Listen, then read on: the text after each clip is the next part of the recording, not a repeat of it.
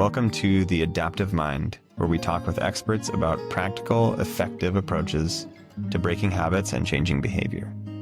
I'm your host, Brady Dowling. I'm glad you're listening. The Adaptive Mind is presented by Nurture, the #1 research-based app to help you break habits using self-compassion and science-backed methods. Find the link to install Nurture on iPhone or Android in the show notes. Welcome to The Adaptive Mind. Today we have Squire joining us, and he is a licensed social worker with a master's in social work from Brigham Young University. With a rich background in adolescent treatment and addiction recovery, Ron brings unique insights shaped by his personal journey to overcome temporary paralysis, and he passionately employs cognitive behavioral therapy, existential therapy, philosophy, and practical approaches to guide both adolescents and adults toward healing and growth. Ron, thanks for being on today. Oh, you're welcome. Thank you for having me, Brady. Appreciate it. Yeah, so to start, I would love to just get the really brief version of that story about your temporary paralysis. Yeah, so at the time I was 19, and this was in 2004. I was living in Mexico as a missionary, and specifically in Puebla, Mexico, which is just south of Mexico City, but at high elevation. So I was up in a very mountainous region. It snows where I was at. I was at the base of a volcano that has snow on it all year round, active volcano. So it's a really incredible kind of land of adventure. And I'm 19. I don't know what I'm doing, but I'm having a great time. We had a day off in which we went hiking in one of these regions that we were close to. And to make a long story short, we were hiking around and we went up a hill that had a series of boulders on it. We were just kind of bouldering around. You didn't need necessarily any ropes or anything like that. But we took pictures at the top of these boulders, and then we're kind of descending on the other side. And for one reason or another, I just hit a patch of earth and rock that just gave way below me and started sliding down this ledge on my stomach, sliding down backwards, heading towards this ledge, this drop off. And, it was like something out of a movie, trying to hold on to plants and roots and grabbing hands of the other guys I was with and missing their grip. And then all of a sudden I did a free fall. I went off the edge of this boulder, and I did a free fall of about 35 feet, landed backwards, or I was free falling backwards, landed onto my back, onto rocks below, and then tumbled down the hill, head over heels for about another 50 yards. And the consequences of that fall is that I had shattered my thoracic gate vertebrae, which is right kind of in the middle on the backside. It's about mid-level in your chest. Cracked a couple other vertebrae, broke a few ribs on the backside. One of them punctured my lung, the other, and then I think it happened when I was tumbling, but then on my left leg, just below the knee, I completely snapped my leg in half, tibia and fibula completely broken. And I was conscious the whole time, so I remember everything. And I remember looking down at my leg and being aware enough to see the sorry state it was in. It was a pretty ugly sight. And then thinking, oh man, I can't feel that. And if I can't feel that, that's a problem. That's not good that I can't feel that intense injury. And I was active my whole young life, played sports, football, all this stuff. And I never was messed up like that. I just remember thinking like, I'm really messed up now. And, on this hill in the middle of nowhere, and where I lived in Mexico, there's no such thing as life flight where I was at. I mean, it was in the middle of nowhere. So we were up on this hill for a few hours. Some guys I was with, they left to go get help, come back, got me onto a stretcher, hiked me down the hill, got me to a hospital a few hours away, and they performed about an 8-hour surgery on my back in Mexico to help stabilize the injury site, because then eventually I was going to be life flighted home to San Diego area. And I was admitted to a hospital at San Diego. About a week or two within those first couple of weeks of being there, they had done another surgery on my leg, the first surgery on my leg rather. And that was about 6 hours. And then they did a 13 hour surgery on my back, a second one on my back to further just correct and clean up the injury site and add more and better metal into the spine. And this whole time, by the way, I can't move anything, so I'm paralyzed from the waist down. And after the surgery, once I had healed enough, they had moved me to what's called like the trauma unit, and eventually to like long-term recovery. But I was in the hospital for about 2.5 months, still not able to move anything. And that's when a lot of depression and anxiety, and I never really understood trauma or what it's like to have a flashback or anything like that. And I started to have those. And so I, I give that context just to kind of add the emotional pain, which I know we can get into later, but there's not only the physical pain, but then there's emotional pain that's now being heaped onto me. And I honestly feel sorry for that 19-year-old kid. Like, that's a lot for a young kid to go through. So I'm in the hospital, paralyzed, and it was the morning of my 20th birthday. So my birthday's in June. The accident happened in early April. And my dad comes to pick me up for the day. He's going to have to bring me back at night, but he comes to pick me up for the day for a little party, a little get together at my house. And then as he's helping me get ready, my surgeon in San Diego, my American surgeon, comes in and he says, "Hey, I saw it was your birthday. I wanted to come by, wish you a happy birthday." And all right, yeah, we exchange pleasantries. And then he says, "I'd really like to see you move that toe." And I'm like, okay, like, I've been trying to do that for months. And what they had told me throughout this whole process as I'm paralyzed is they would say, imagine if you can remember what it was like to move your toe. Try to remember what it was like to move your toe. And what they're trying to do is just strengthen those neural pathways, sending the signals, because the second surgery, they had cleared out all the blockages that were otherwise kind of clamping my spinal cord, which would block the signals leaving my brain down to my legs to move. So they said, all right, we've kind of cleared the obstructions. And then for the subsequent 2 months, try to remember, just try to strengthen that pathway. And that's like asking you or anyone to look at an object a few feet away and just trying to move it with your eyes. Like, that's what it felt like. I felt so detached from my own body. It was really strange. Anyway, the surgeon asks, all right, let me see you move that toe. And this is when the nerdiness in me came out, and I imagined Star Wars. And I'm like, okay, if there's such thing as the Force, this better be, it better make itself manifest.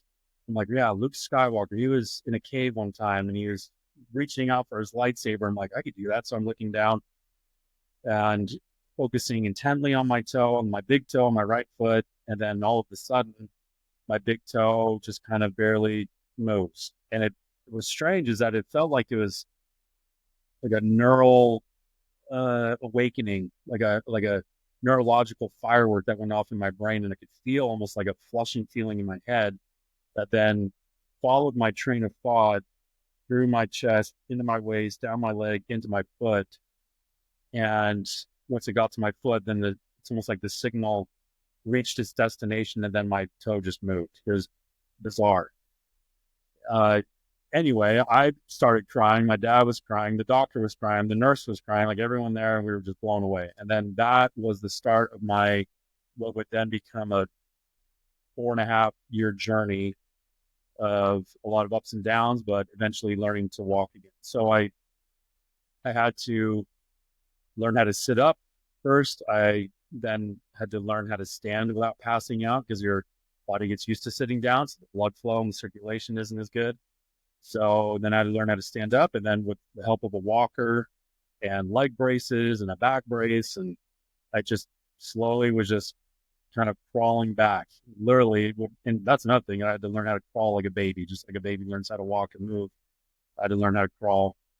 So I went from a wheelchair to a walker. Then for years, I used 2 arm crutches, and then 2 canes. And then now I walk around with 1 cane. And so if you saw me walking, it's a very unique gait. You would see how I walk and think, yeah, I wonder what happened to that guy.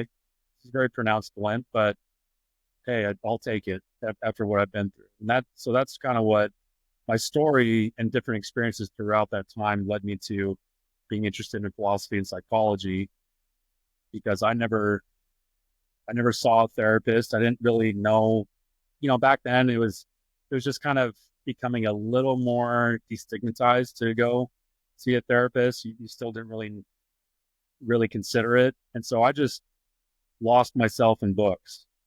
I've always been a reader, voracious reader.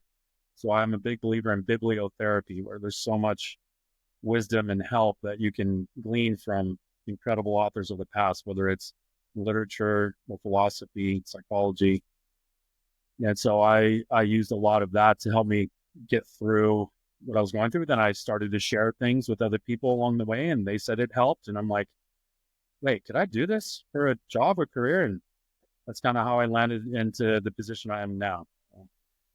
Cool. A lot of really interesting stuff that we could dig into. I think to build off of that, can you talk about what goes on in someone's brain when they're feeling pain? And you touched on both psychological and physical. I would imagine there's a similar thing happening in someone's brain, but if you could touch on that, that would be great. Yeah, absolutely. So the way the brain is structured, it's unbelievable. When it comes to pain, you can think of it as like there's a matrix. So there's different points in the brain that have pain receptors within that region of the brain. And it's almost trying to understand what's happening from an emotional perspective, from different parts of your body. Is there pain in the limbs? Is there pain in the heart? Is it internal, external? Like, so all the different parts of the brain that are in charge of these different areas of the brain are now kind of going through like a coordination effort. They're pinpointing off of one another to really try to pinpoint what kind of pain and where is the pain and can we do anything about it. So it's a type of neurophysiological collaboration, you could call it. And what the tricky thing sometimes is that while there are specific areas of the brain that focus on emotional pain, or are at least more geared towards that, like one of them is the anterior cingulate cortex. That's where a lot of emotional pain is kind of registered. There is still a lot of overlap between these areas that try to like discern, is this physical or emotional?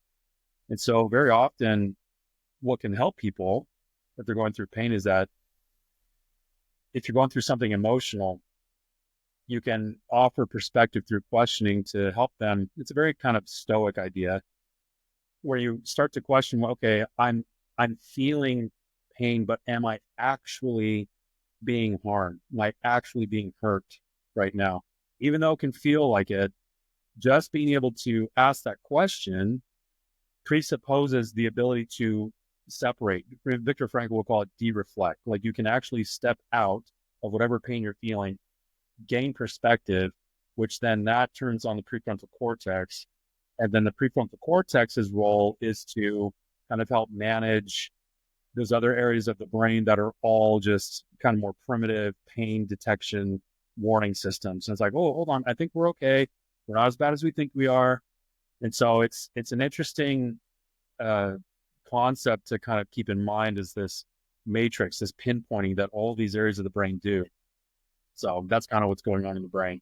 Yeah, it's interesting that you mention it like that. I know there's this mindfulness concept of being the observer and kind of observing your thoughts and sensations that are happening in your body. And I would imagine there's a lot of overlap, or potentially that was even the genesis of that kind of philosophy. Looking at pain, and of course there's value in, let's say you touch a hot stove and it tells you like you don't want to do that because your hand is going to be harmed if you continue to do that. Is there a longer term value or more value beyond just kind of like, I don't want to feel pain and I'm going to protect my body from that? What kind of other benefits of pain can we get? What's interesting is that while pain is simultaneously a warning system, it's also a pathway. It's a gateway to strengthening of whatever, emotional muscle or literally physical muscle that you want to strengthen. And pain is the pathway. So pain is the pathway to learning, like what you were just kind of referring to.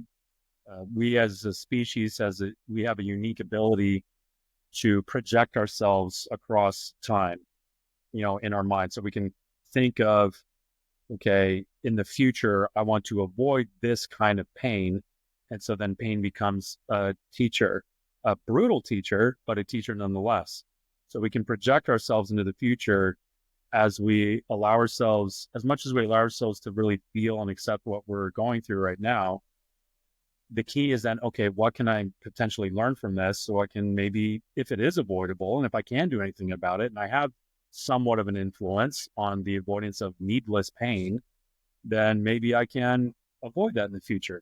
And that's therapy, right? I don't want people to come in here and just simply talk about everything that they're going through. Then we never leave with a plan or a strategy or solution to mitigate whatever it is that they can mitigate, right? That they can reduce in their minds and in their lives.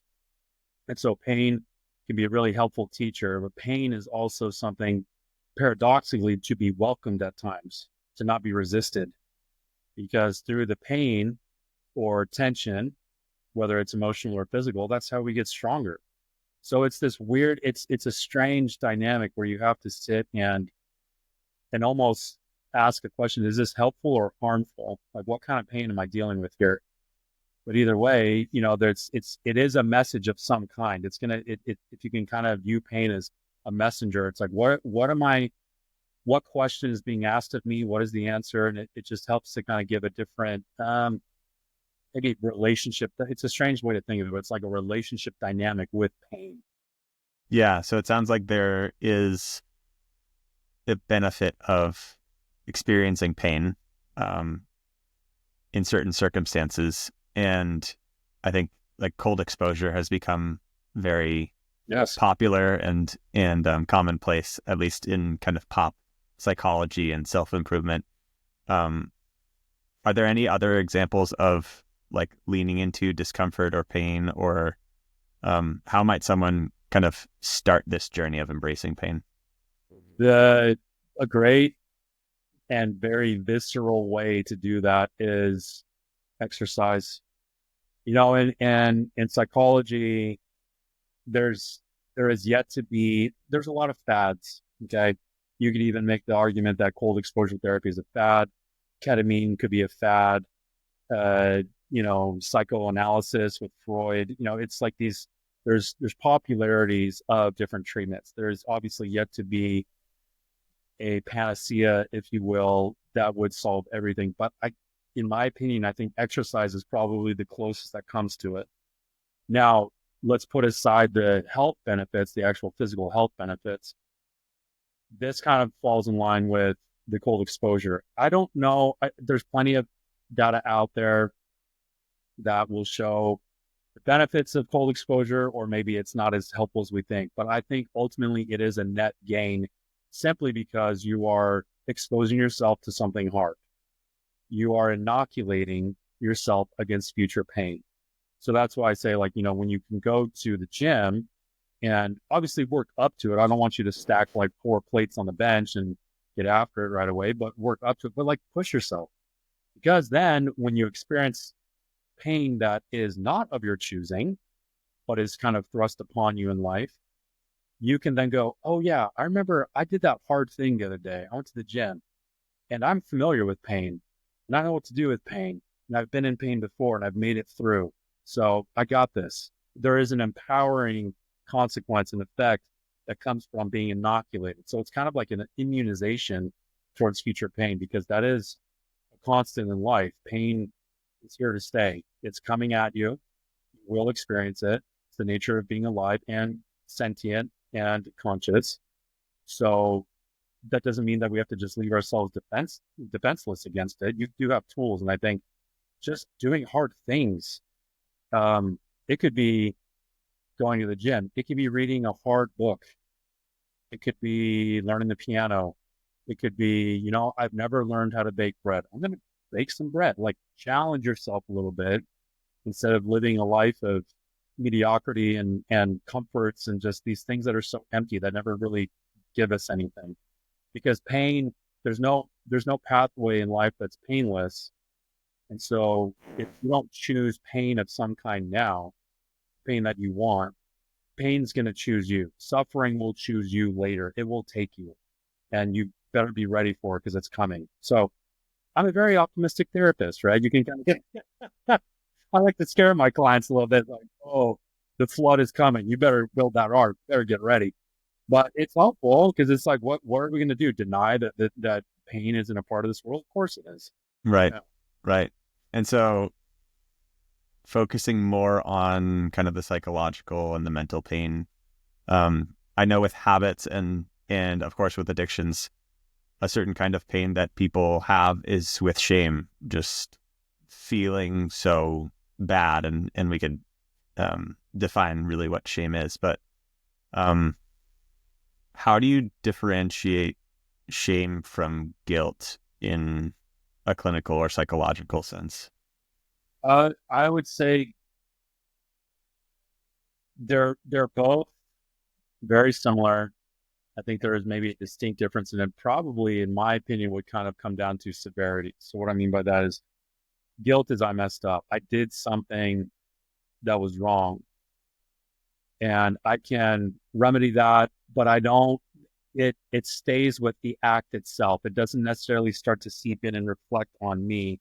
Shame is more I did something bad and I feel bad about myself to the core. And I think what that does is another way to look at it is I think shame has more to do with a serious violation of a value system. Guilt is you can feel guilty if you, for example, are at a birthday party and you're throwing a ball around and it accidentally hits a kid in the face, but you're like, I mean, you're not going to carry that around because you can kind of go, okay, it wasn't intentional. You can start to kind of think through it. But if that same person then left and going like, oh my gosh, that just violated, I value safety in children's lives and oh my goodness. And so that's a problem on that person where they're internalizing it so much to say something about them to their core. Now that's kind of a self-induced shame, but I'm a believer in meaning universals. So universal values, like Viktor Frankl will call them meaning universals. These tried and true tested principles that help societies come together and bond. And I think shame has gotten a really bad rap. I think shame could be helpful in that it's an internal moral compass. Going back to the idea of projecting.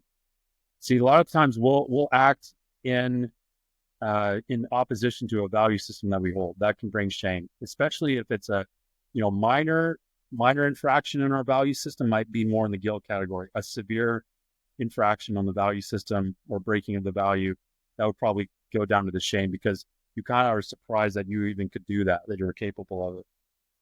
And shame can be helpful because then it can motivate you to prevent further damaging of the social relationship, of your bond to those around you.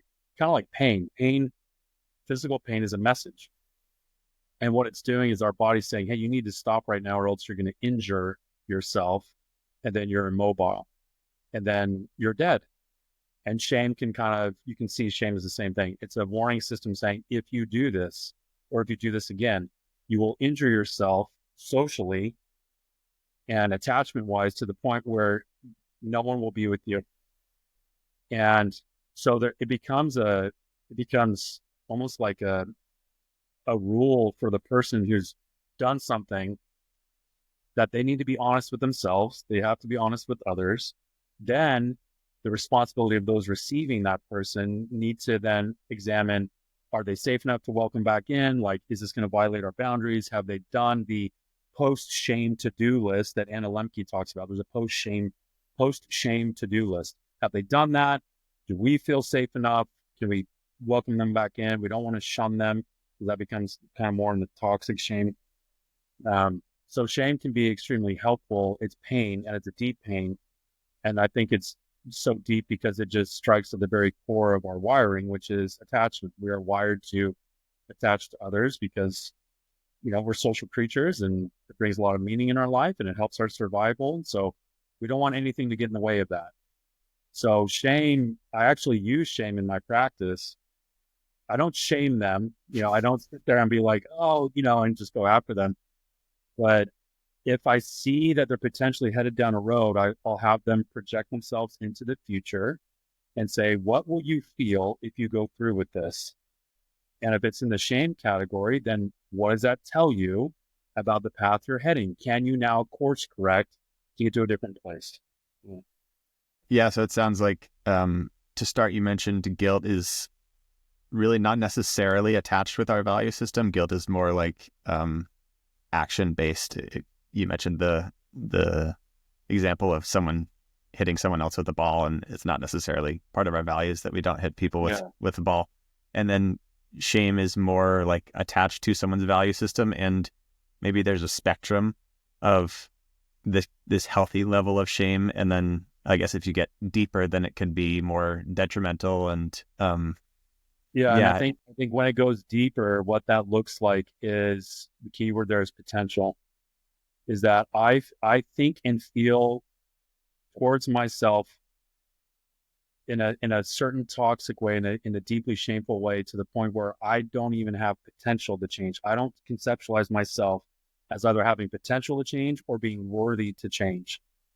But once again, like potential, actualizing potential, being worthy of it, that's going to require work to redeem yourself with the community. Like there's the burden is on you now to kind of course correct your own life. Yes, of course, there are societies and people that can make that harder, especially if you're being told you are no good and there's no potential for you and you're not worth anything, right? That's pretty brutal, right? That's brutal. But I think what keeps it from going to that place and keeps it in the healthy category is that is a violation against either what we believe as a family, as a town, as a community. And I know you can do better, and I expect you to do better. How can I expect you to do better if you have no potential to do better? Expecting someone to do better presupposes their ability to do better, right? So I'm recognizing their worth and their potential and their ability.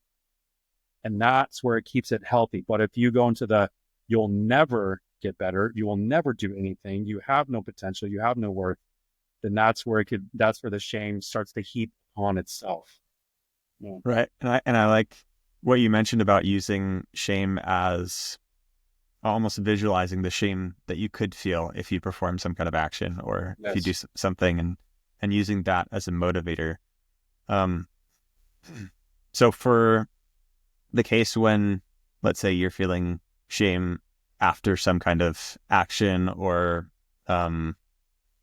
something like that, well, I guess let's just take a step back. So how would you talk about the relationship between shame and self-compassion? Well, that's good. Shame and self-compassion.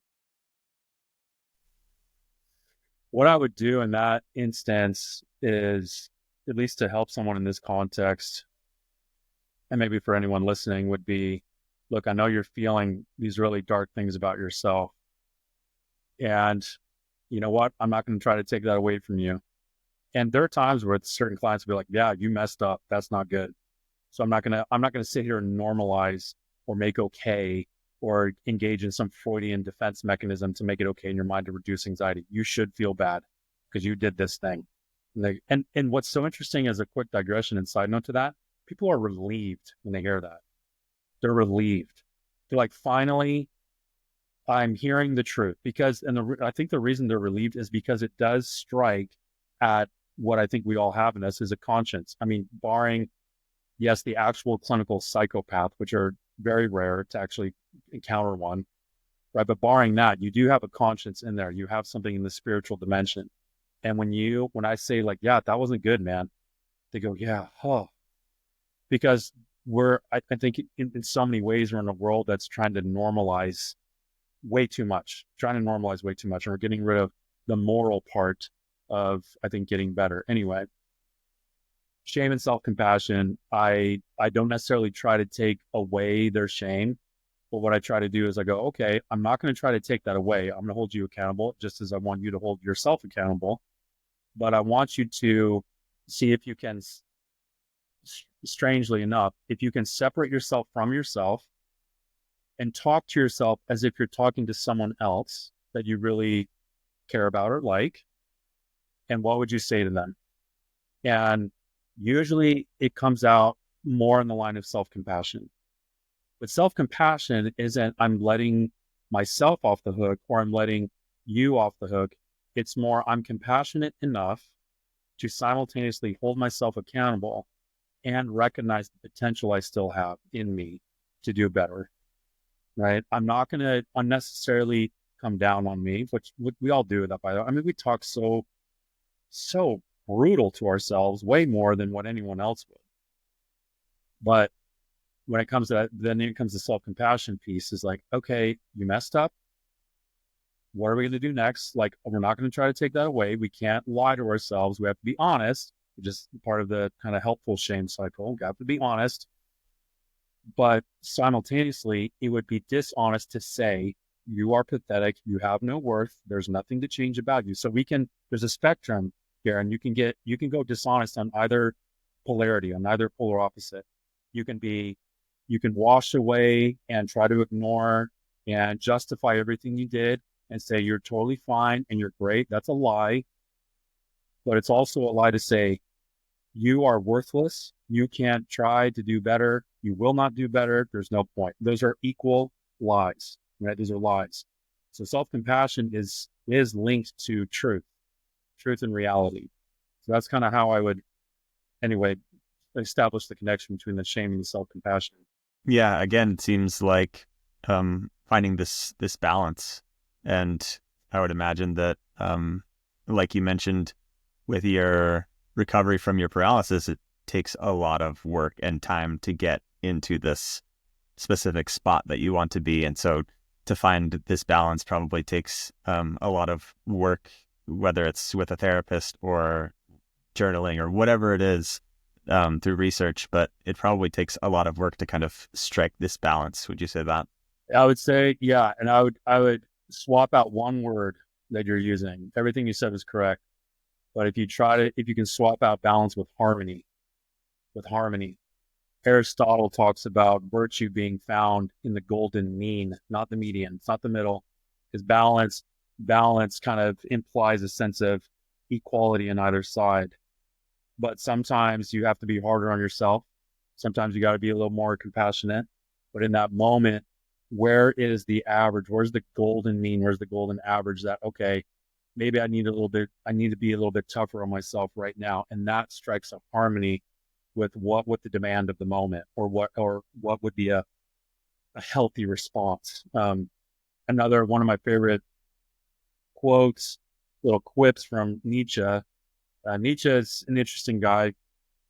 I disagree a lot with what he believed, or his analysis of morals and stuff like that. However, he is a silver-tongued guy. He can say some things that, it just sums things up in a sentence that is unreal to me. And one of them talks about self-compassion. All he says is, look, you need to offer your friend a bed, but make it a hard bed. Make that bed a hard one, because it is not it's not compassionate to offer them a place where then they just stay there and then they set up camp and then they never leave. And the same thing goes to us. Like, offer yourself a bed, but if the situation is calling for you to continue to progress and move forward, make it a hard bed, right? Finding the right average, the right harmony of, well, how much am I demanding of myself? How much of myself do I need to cut a break to and give some grace? And what's interesting is that there's no rubric for how much to do of each or either. You have to, it takes a lot of practice to kind of feel that out. No. Yeah, awesome. Well, thank you so much for sharing your experiences and also your expertise. I really enjoyed the conversation, and yeah, thanks so much, Ron. No problem. Yeah, my pleasure. Anytime. Thanks for joining us on this episode of The Adaptive Mind, brought to you by Nurture, the research-based app for overcoming unwanted or addictive behaviors. I hope you found our conversation insightful and inspiring. If you did, please subscribe, rate, and leave a review on your favorite podcast platform.